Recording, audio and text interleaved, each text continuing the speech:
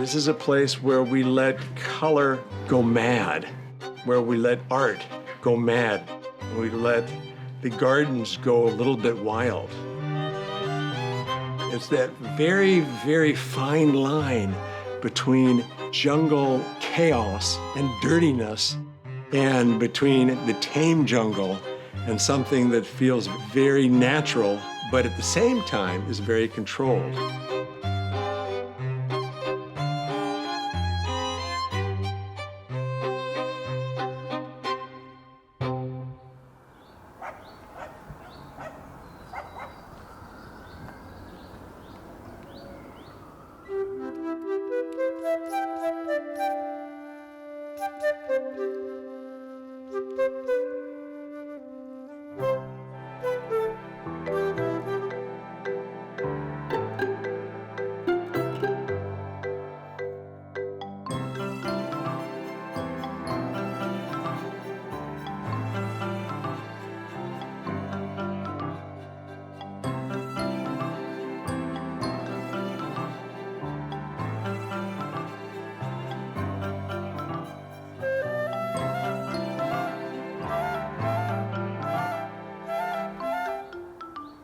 The style and the approach to this home for Baan Botanica is, in Indonesian, it's called lebih gila lebih baik. The crazier, the better.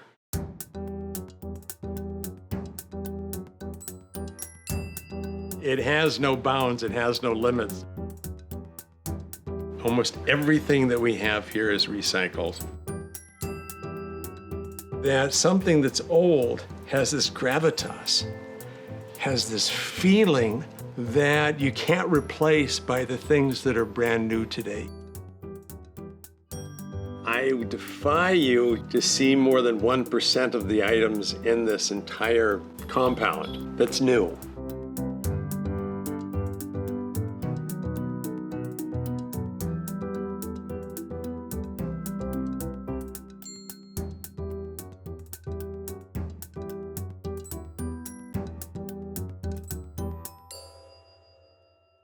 One of our guest rooms is called the Horny Room.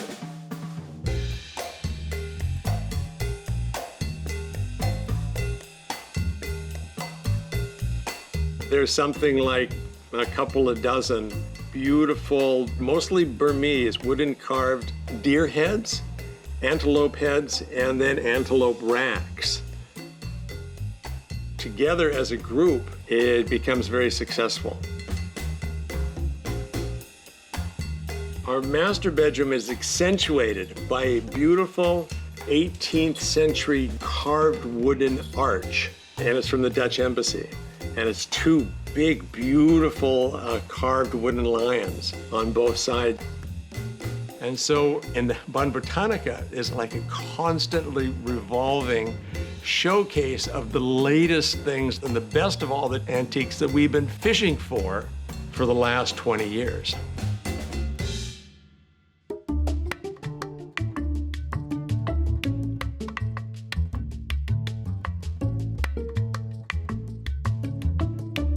When we started this many years ago, we took over basically a shell.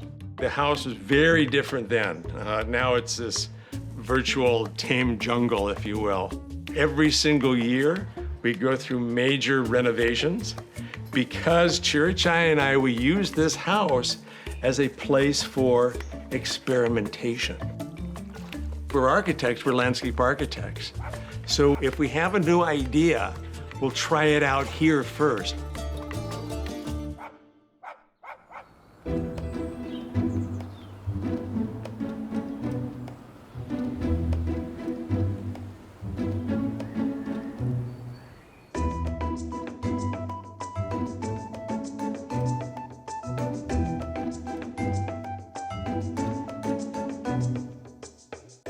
I think that the house itself, while it's small and layered, full of artwork, and what sets it apart really is the gardens.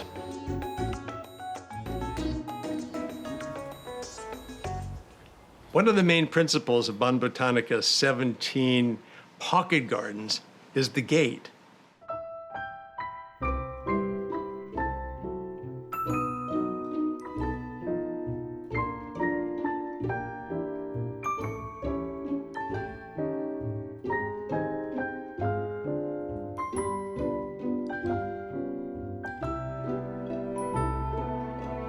It's all about what you see every day and then how you appreciate things to put in the garden. I want to achieve a surprise to the visitor, our friend, or whoever never been to our house. So you don't see garden at one time. You have to look for it. You have to look around it. Sometimes you get lost.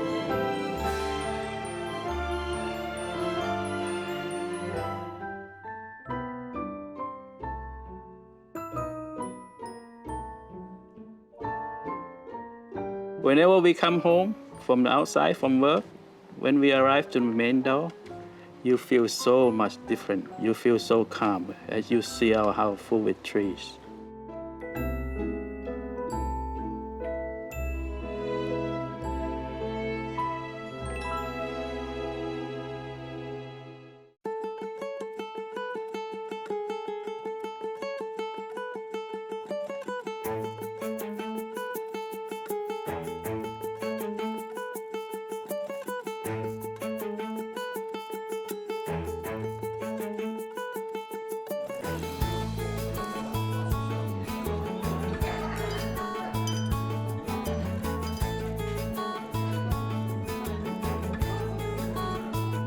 For me, Baan Botanica is a cornucopia of the finest antiques and art and animals that I have ever come across in the last 25 years.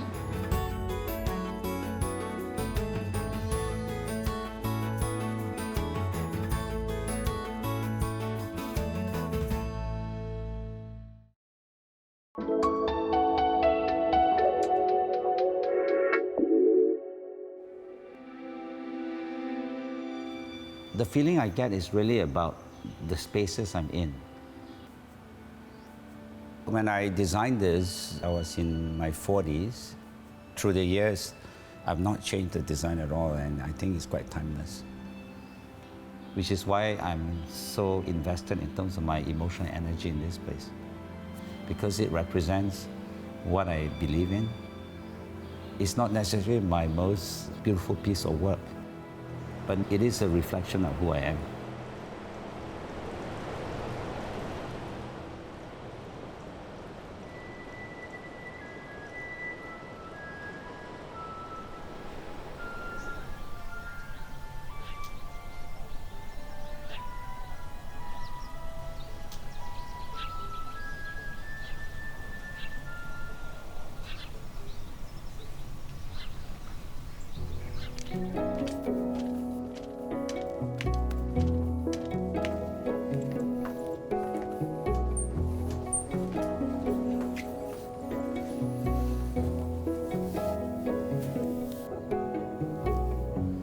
Initially, I was in a helicopter looking along the coast, so I wasn't going to be in Seminia or areas where it's heavily developed. I was looking for big nature. I looked to the back, there's this huge volcano and terraced rice fields, then the black sand beach, and then the cliff and the headlands. I felt a single house sitting with this huge nature. Somehow the feeling of it wasn't quite right. But I did feel a strong spiritual connection to the site. So this is the beginning. The village is so authentic and cultural. So this is Bali the way I want it to be, right? The old Bali when I used to come here.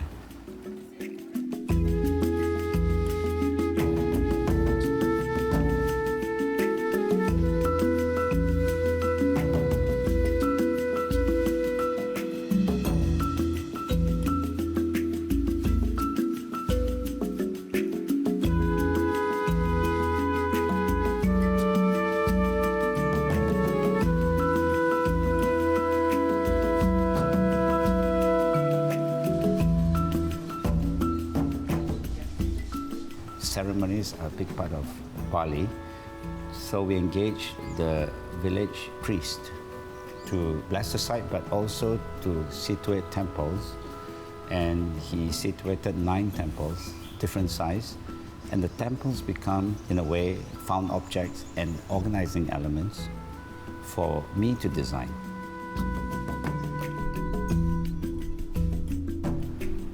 The second part really was, this was a working paddy field. So we had to kind of understand the water flow to the paddy fields, processions for the village to get to their temples. That interweaving of place and culture and architecture is really in harmony with design.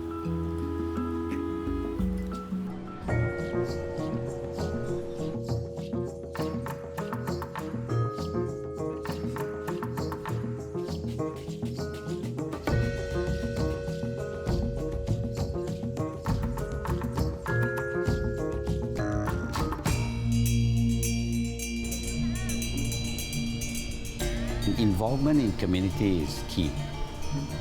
We are supporting culture by supporting the dance troupes, having a dance school on premise to train the younger kids to keep the culture alive, and showcasing them to the guests.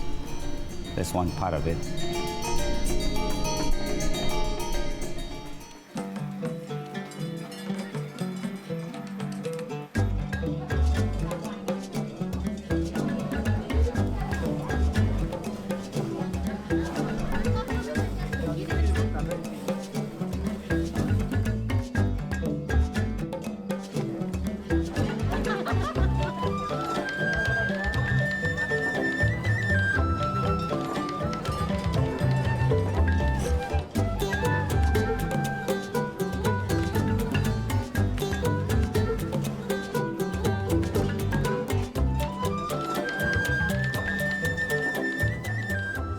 Kalau manfaat ya, sangat-sangat bermanfaat dan baik sekali ya, positif ya sifatnya ini, program ini. Terutama pada masa-masa pandemi COVID ini ya, 19 ini sangat membantu perekonomian masyarakat kami ya, di sini ya.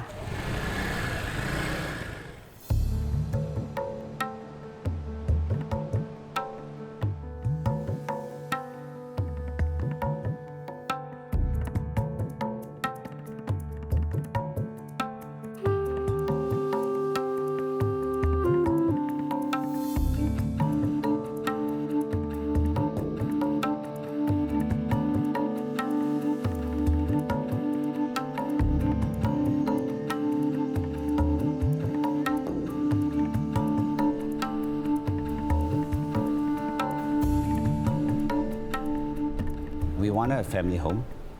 Most holidays will come here. And the villa hosts, they knew the kids when they were young, so now they're all in college. This has been part of the family life, and it's been here for 12 years. And everybody here is like a family, the staff. From the Trihita Karana also makes us believe that everything has to be balanced. So if you try to make others happy, then you're going to get the happiness from yourself also. It's like a law of attraction. This architecture is not about formal movements. It's not a sculptural piece of architecture. There's so many architects, even myself, imagine when you first started off, you want to make something iconic. I think being able to create contrasting experiences, heightening senses, that's important. Put your hand like this. This is still entrenched in the old Bali culturally. That's why I really love this space.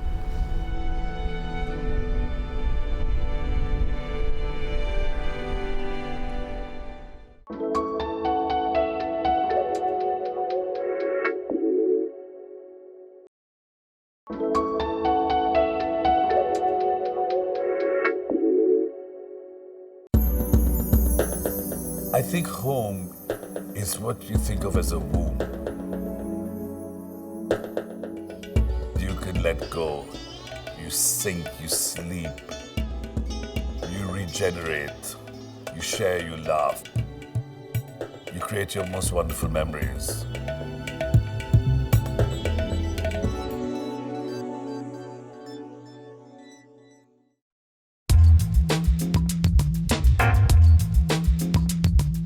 I moved to Delhi in '95. I think I decided that Delhi was more my speed because being in fashion, it was in the center of the craft belt.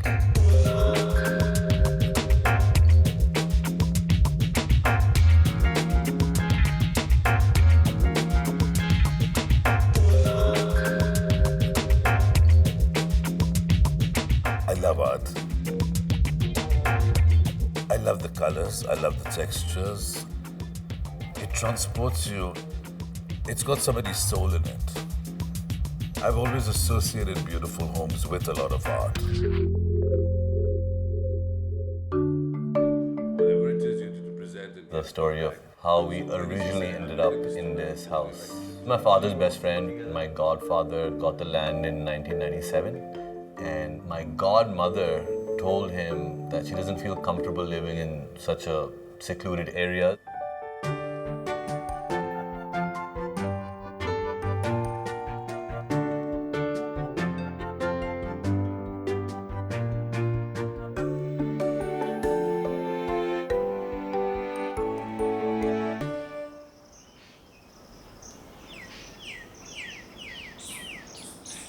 It's such a therapy in a city as crazy as Delhi, with the traffic, the pollution, the chaos, the heat, just to escape into like this oasis. To have a piece of land that you could fashion the way you want and design from scratch.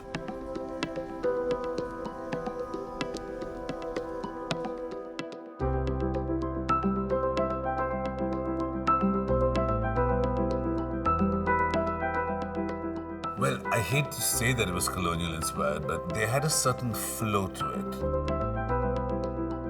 The Brits really understood Indian climate, so these houses were built with high ceilings, they had courtyards, they were cooler, they built cleverly. I mean, there was no air conditioning back then. But of course now, because we have so much more glass, I wanted to feel the gardens inside.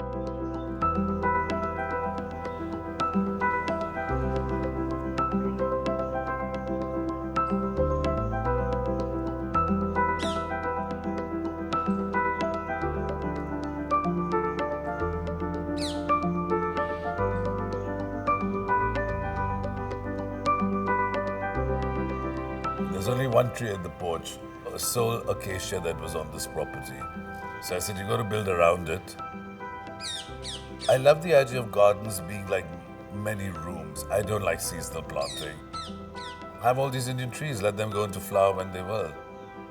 Things flower when they're meant to.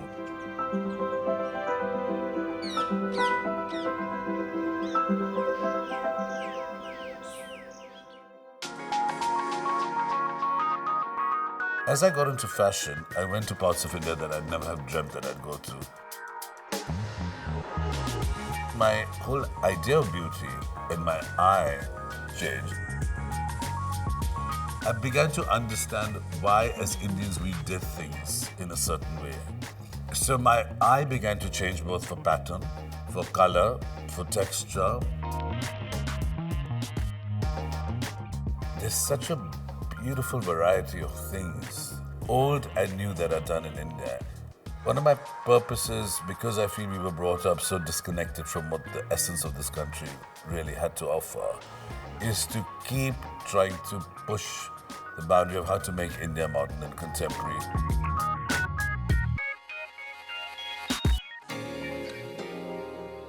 I work with craft. I wanted the house to reflect craft.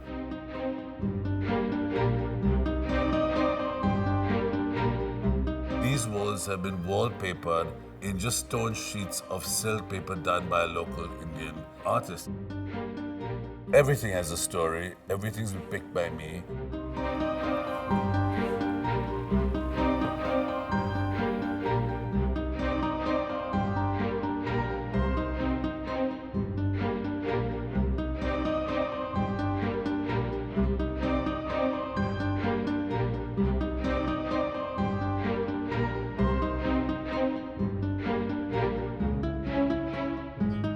It's his own kind of testing ground and his own synthesis of space, his own experiences of what he's seen and where he's been and, things that he's touched and felt and that he's loved. It just is something that we evolved into.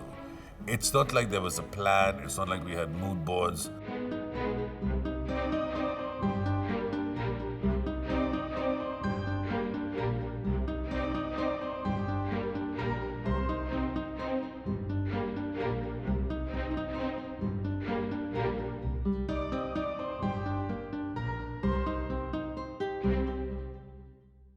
All design is a visceral process, and it's inevitable. The t-shirt will influence the cushion will come in and influence the next thing.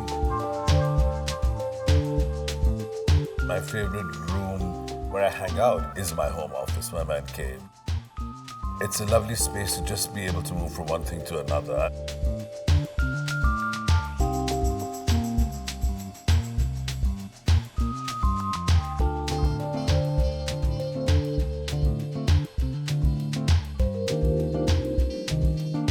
I do love it.